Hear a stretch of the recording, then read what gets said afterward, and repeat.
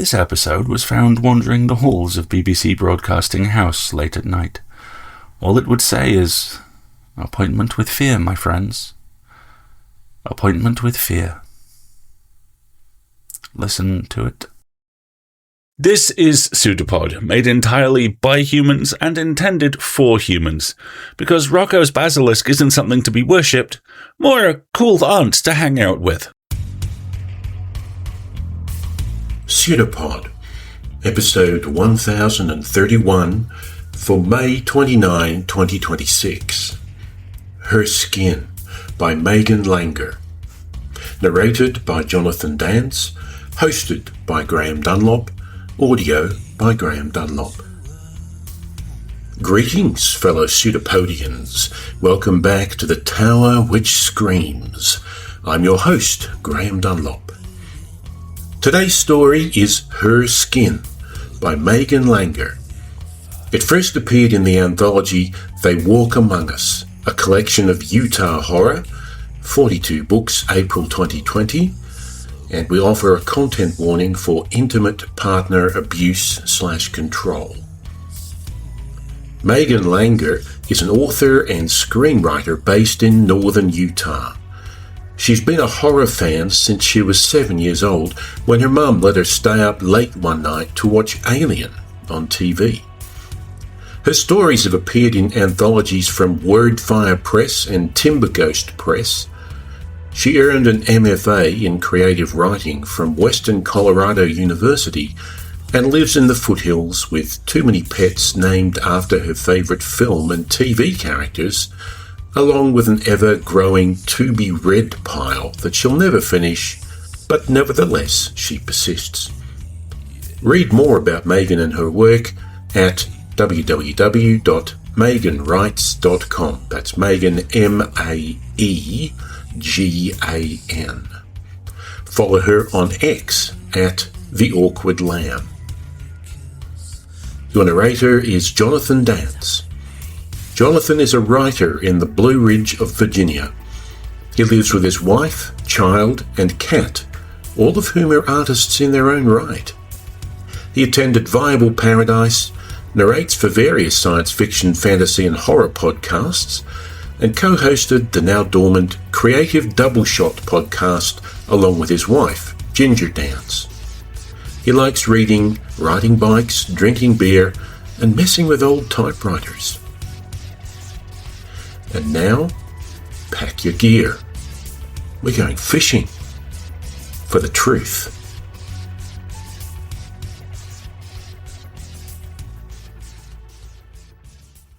Her Skin by Maegan Langer. Narrated by Jonathan Danz. He found her in Hell's Canyon. After that, my friend Oss liked to brag how he'd gone fishing in the Snake River and caught a wife instead. But I knew it was really the other way around. Recently, off our LDS church missions, Osman and I were backpacking in Idaho that summer, like we had done so many summers before. The ancient rock walls of the gorge were a convenient buffer against the real world. Neither one of us knew what we wanted to do next with our lives. That day, we were fishing for trout in one of our favorite spots, where the river cut a small hidden bend in the canyon, and we could cast from the boulders right out in the water. We'd stay like that for hours, not talking, just hearing the water and the gulls overhead, waiting for the tug that signaled we'd caught a bite. Having first discovered the place as kids, we liked to think we were the only ones who knew about it. I'd caught the most so far, but Oss was catching up. He stepped away to the shore to take a leak in the trees. I didn't pay much notice until I realized he hadn't come back. "Oss?" I called. I didn't see him anywhere, so I sloshed through the ankle-deep water back to the shore. His pack was gone, too. A snap of wood behind me made me turn, and there was Oss, emerging from the sagebrush with a big, dumb smile on his face. But he wasn't alone. He was leading a young woman by the hand. Water dripped from her long black hair, ran down her elongated limbs. She reminded me instantly of a praying mantis. She wore nothing but Oss's flannel shirt, barely long enough to cover the essentials. She seemed completely unbothered by the rocks and grit beneath her bare feet. And her skin, I don't know. Is colorless a color? "Who's this?" I asked. "This is, Oz looked at the girl and back to me. "Emily. Her name's Emily." That was weird. Everything about this was weird. Oz seemed changed. He looked so happy. It couldn't be real. Meanwhile, my lizard brain was telling me to get out, to run. There was something not right about this girl, something alien. So much so that it was difficult for me to look at her. "What are you doing out here, Emily?" She just stared at me, so I tried again. "Are you alone? Do you speak English? Habla español?" Still nothing. For Os's sake, I stepped forward and held out my hand. This time, the girl looked to Os. He only smiled bigger and dumber. She reached out her hand and took mine. Maybe it was the gathering storm clouds overhead, or maybe it was just my imagination. But in that moment, I felt a pop of static electricity leap from her clammy palm to mine. "What's the story, Os?" I tried to keep the suspicion out of my voice as I rubbed my tingling palm on my shirt. "I found her in the trees. She's lost." Clearly, he wasn't about to offer any more than that. "Then we should take her to the ranger station, or the police." "Sure, but first I'm taking her home." "What?" "Look at her. She's got nothing. She needs clothes." "They have supplies at the ranger station." While we argued, she watched. I mean, really watched, with eyes so dark brown they were almost black. In all the time I would know her, I never once saw her blink. I noticed, though, that her expression changed from wide-eyed innocence to one of knowing whenever Os wasn't looking at her. She may not have spoken English, but somehow she understood everything that was happening. In fact, I think she enjoyed it. "I'm not leaving her with a bunch of strangers," Os said. "We are strangers," I pointed out. "Do you know how weird you're being right now? She needs help. We can help her." I put my hand on Os's shoulder to guide him a few steps away out of her earshot. "This girl just appeared in the middle of nowhere, and you want to take her home like a stray cat or something. That doesn't seem crazy to you?" "What are you so afraid of?" Os laughed. "You think she's going to strangle us with my shirt?" "What if she's a minor? We could get arrested for kidnapping." "She's not." Os looked to the girl, who stood eerily still on the shore, staring at us, and back to me. "She's not a minor." "How do you know? She show you her ID?" "Look, I drove, dude. Remember? I'm taking her home. Come with us or hitchhike. Your choice." He stalked away from me before I could respond, shouldering the pack he'd brought back with him out of the trees. The girl latched onto him. Without looking back, they started up the long trail leading away from the shore to the car. Just like that, this strange girl had made me excess baggage in my best friend's life. So we brought her with us on the 6-hour drive back to Salt Lake City. I sat in the back seat with the girl riding shotgun.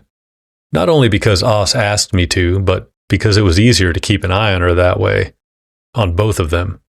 The thought of her sitting behind me for any length of time was enough to make me nauseated. They held hands the whole way home. Even when Os had to shift gears, she kept her hand on top of his.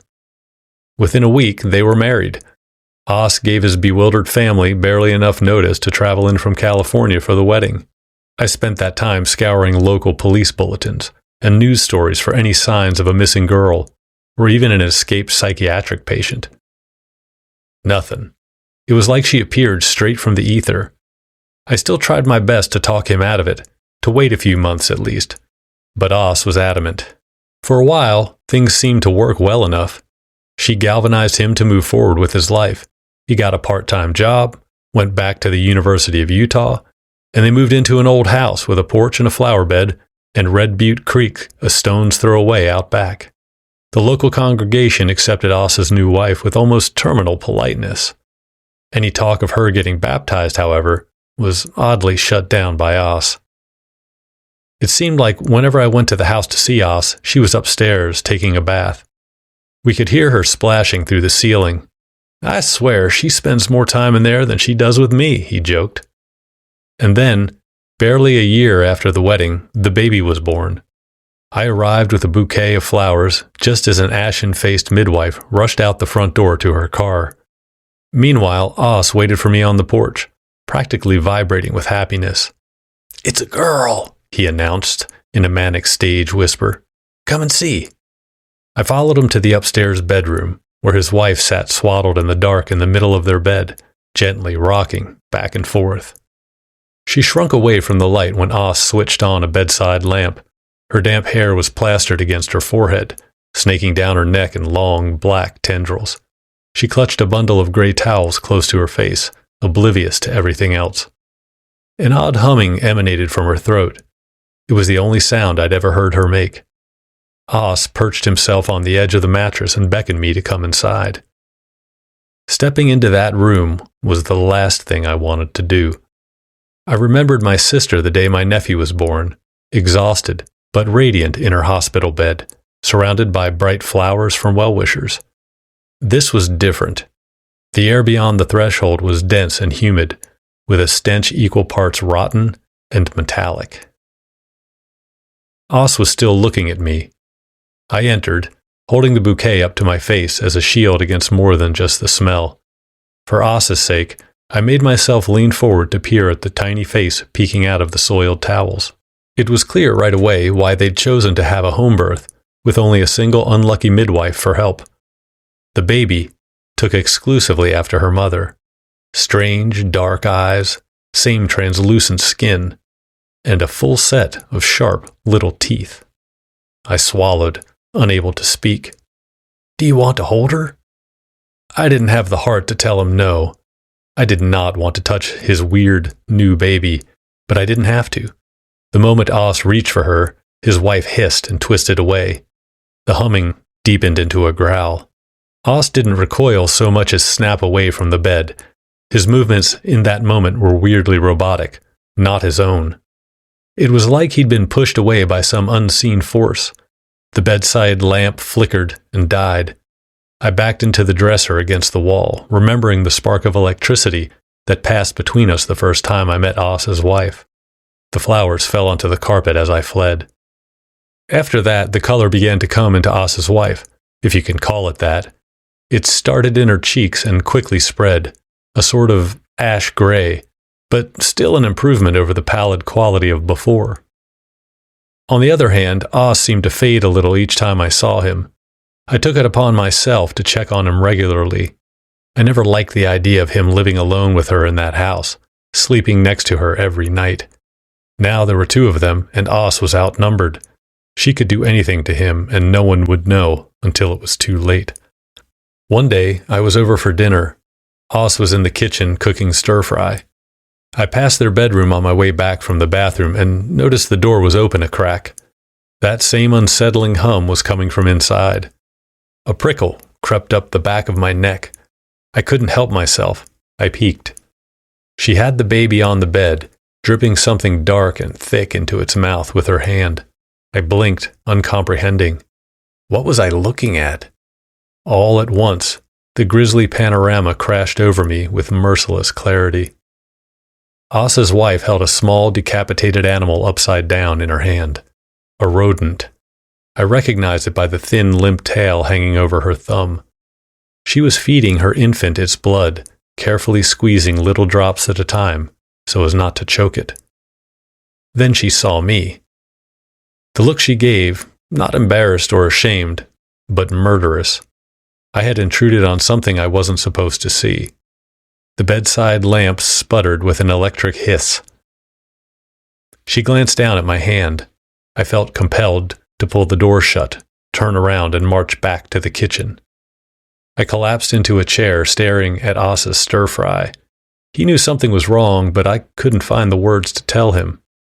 She never did join us for dinner that night. Os called me one day in the spring, frantic. They'd had a fight. Afterward, she'd taken the baby out for a walk, whatever that meant. I was shocked at his appearance when he opened the door for me. He'd lost more weight. His jeans and flannel shirt hung off his frame. The skin clung to the bones of his face. She'd made him into a little old man, tired and bent. He leaned against the door in what was supposed to be a casual stance, but I knew it was because he was out of breath. Still, I wasn't prepared for what I saw inside the house. Kitchen drawers ripped from the wall, utensils scattered across the linoleum with the sharp remnants of broken dishes, cupboards hanging off their hinges. Someone had slashed open the second-hand couch cushions and strewn the stuffing all over the living room floor. The antique upright piano was smashed in, the bench overturned. Os, what happened in here? He barely glanced at the chaos around us. I want to show you something. He led me to the downstairs cellar. Despite the worn brick walls and the exposed beams supporting the floor above, Os had managed to turn this tidy, cold room into a decent man cave for his projects. It was the only space in the house that belonged to him. He pulled the string to a bare bulb hanging from the ceiling. There was a workbench with a table saw set up along one wall. He went to a giant tool chest in the corner and grasped the edges. I grabbed the other end, and together we slid it away from the corner, revealing a hole in the packed dirt floor beneath. Os bent down, lifted a wooden box the size of an old-fashioned doctor satchel out of the hole and hefted it onto the workbench. He braced his hands against the surface while he caught his breath. For a moment, I thought he might pass out, but then he seemed to recover. He fished a metal key out of his jeans pocket and clicked open the heavy padlock on the front of the box. Opening the lid, he reached inside. His actions were deliberate, careful, almost ceremonial. He lifted out a soft bundle, cradling it as he set it down next to the box. He beckoned me to come closer. Reluctantly, I stepped to the workbench as he gently unwrapped the cloth.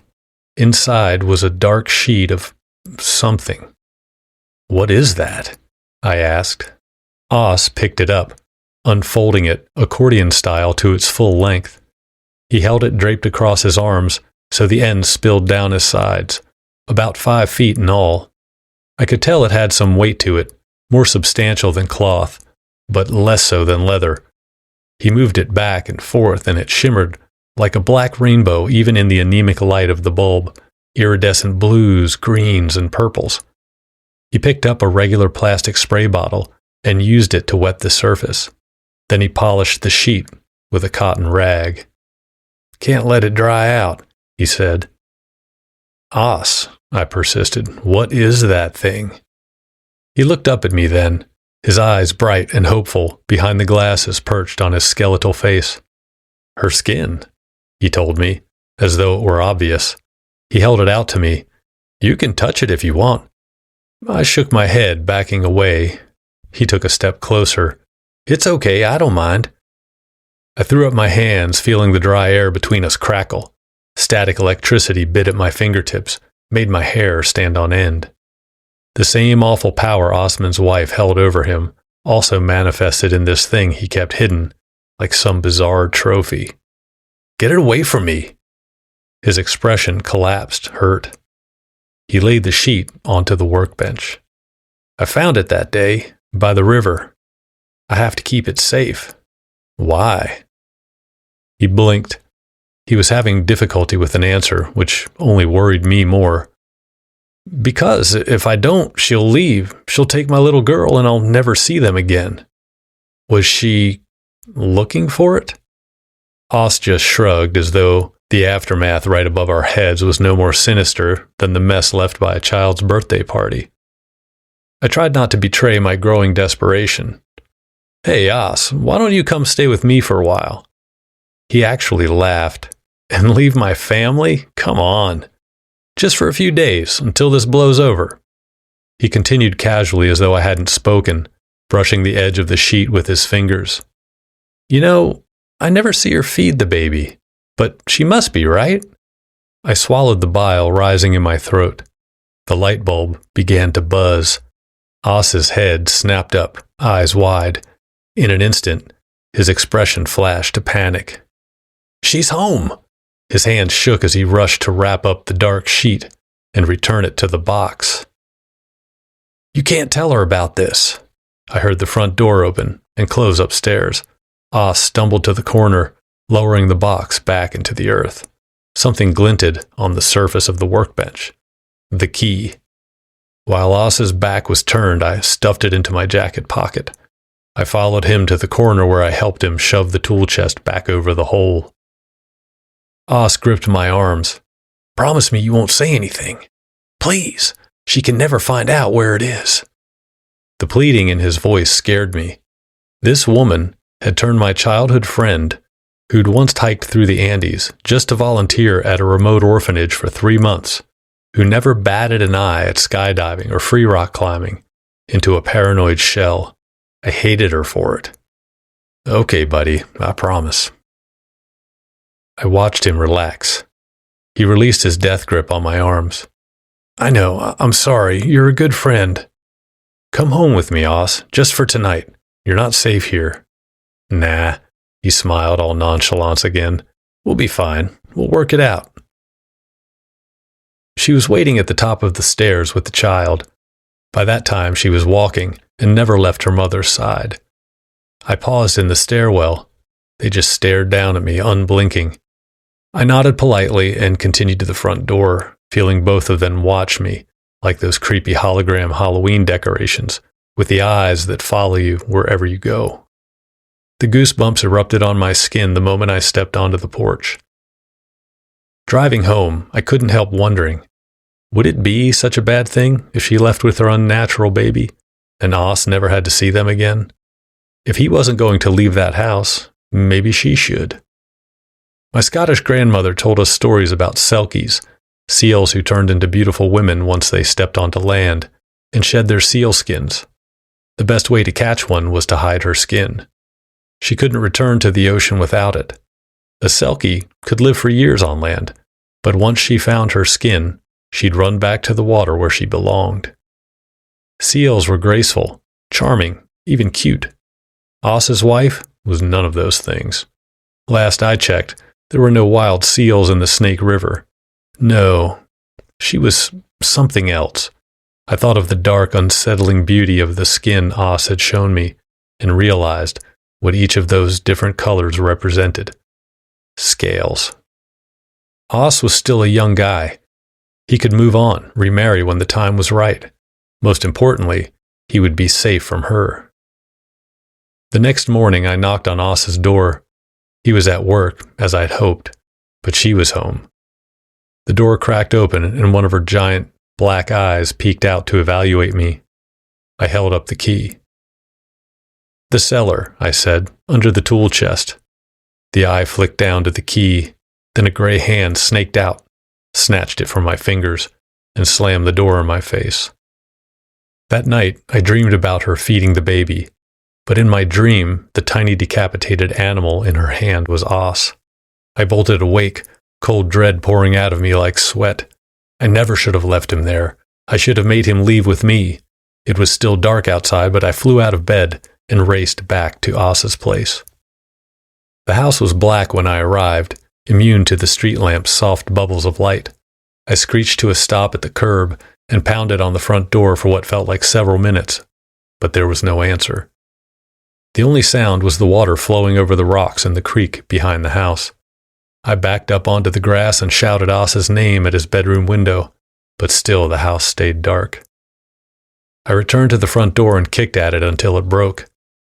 The inside felt like a tomb. The kitchen had been partially cleaned up, with drawers stacked on the countertop and the spilled utensils tossed inside. A single, half-eaten plate of food sat abandoned on the kitchen table. I took the stairs 2 at a time. "Oss!" I called. The bedroom door was ajar. I pushed it open, afraid of what I would find, but there was no one inside. By the light of the bedside lamp, I saw Oss's wooden box sitting in the middle of the floor, like it was waiting for me. I kneeled down and sucked in a breath. Fingertips stuck out from under the lid. I grasped the edge, flipped it back, and stumbled away. Oss stared back at me from inside the box, motionless, folded in on himself, all contorted limbs and twisted spine, one hand tucked up under his chin, one eye half open, the pale face stretched across his skull, petrified, in an expression of shock and pain. Only at the end did he see what she really was. I began to scream. At first, the only part of me that worked was my voice, Then my arms were dragging me back to the bedroom doorway. Finally, my legs, like jelly, came up beneath me, so I could stumble back down the stairs and out the front door, just in time to vomit over the porch rail into the dead flower bed. I fumbled in my pocket for my cell phone to dial 911 with shaking fingers. Halfway to my car, an electric jolt sent my entire body rigid. I crashed onto the front lawn, rolling onto my back. I lay there paralyzed. Only my eyes would move, but I heard soft footsteps approaching in the grass. She appeared in the corner of my eye, her face moving closer and closer, until she filled the whole scope of my vision. She kneeled over me. Her dark hair, haloed against the light of the street lamps, dripped water onto my face. She was changing before my eyes, becoming more eel-like with every breath. Her eyes seemed to grow bigger and blacker, moving farther and farther apart. Her nose flattened, disappearing into the gray skin above her lipless mouth. More movement on my other side. The child lurked a few feet away. She was changing too, just like her mother. She watched me impassively, cocking her head to the side, as though she was only mildly curious. I looked back to Os's wife. Pins and needles buzzed along my arms and legs. My fingers twitched. Whatever she had done to me, the effect was wearing off, but not quick enough to save me from whatever she planned to do next. My friend was dead long before she stuffed him into that box. He was dying the moment he met her. Giving her the key had only killed him faster. Now, it was my turn. She leaned in, softly touching my cheek. Little crackles of electricity popped along my skin under her damp fingertips. Her breathing had grown ragged, drawing in great gulps of air through her mouth now that her nostrils had ceased to exist. She shuddered, and I watched a trio of pulsing gills slit open down her neck, as though drawn by a scalpel. She held up her fist, clutching the shimmery sheet of her skin. As the wail of a siren approached in the distance, she smiled down at me with a row of piscine teeth. "Thank you." She stepped over me, swept the child into her arms, and disappeared toward the creek in a silent flash, leaving me frozen and helpless in the grass, even long after the spell had worn off. My friend Os liked to brag how he'd gone fishing in the Snake River and caught a wife instead. But I knew it was always the other way around.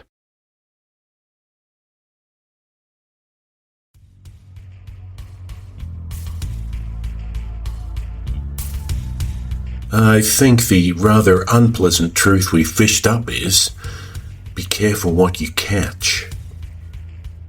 Of this story, Maegan says, her skin grew out of my desire to write a sinister Selkie story, combined with the very real cultural pressure for LDS, Mormon, young people to marry quickly once they return home from their proselytizing missions.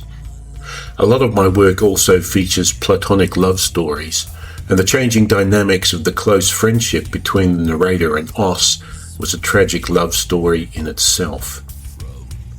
I had a lot of fun researching electric eels once I decided on Emily's other side.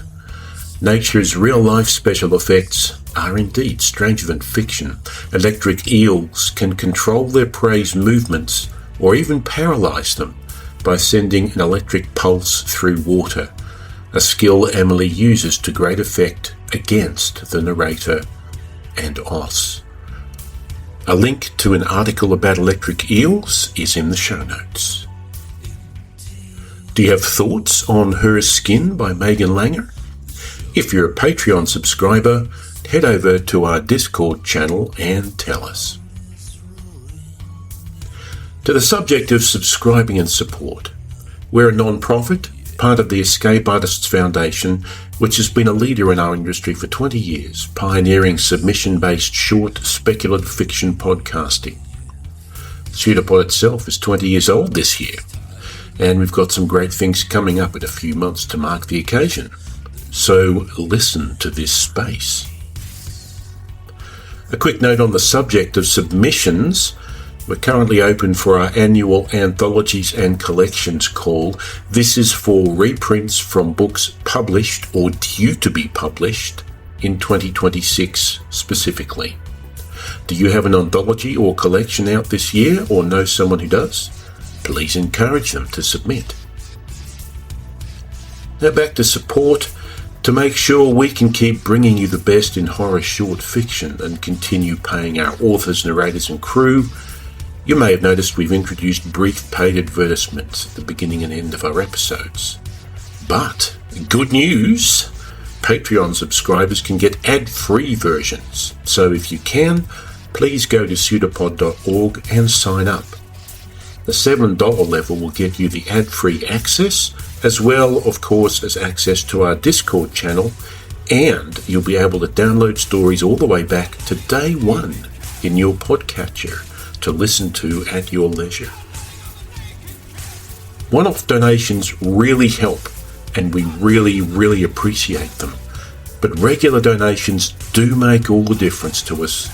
They give us stability, sustainability, and the power to purchase industrial-strength earplugs for when the tower does scream.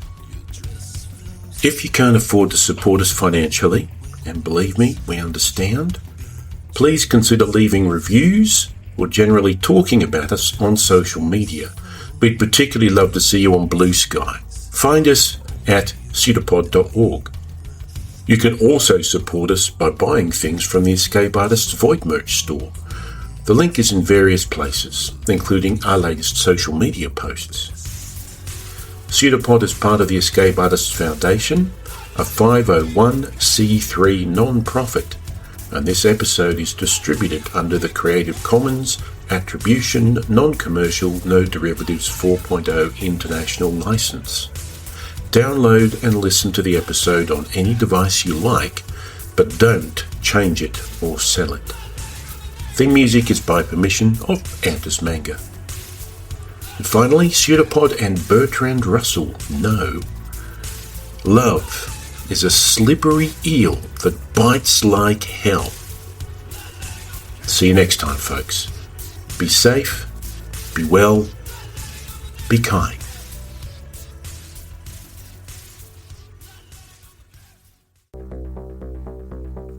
When you listen to a narrator or let yourself go into a story, you are letting yourself go into the car of a stranger.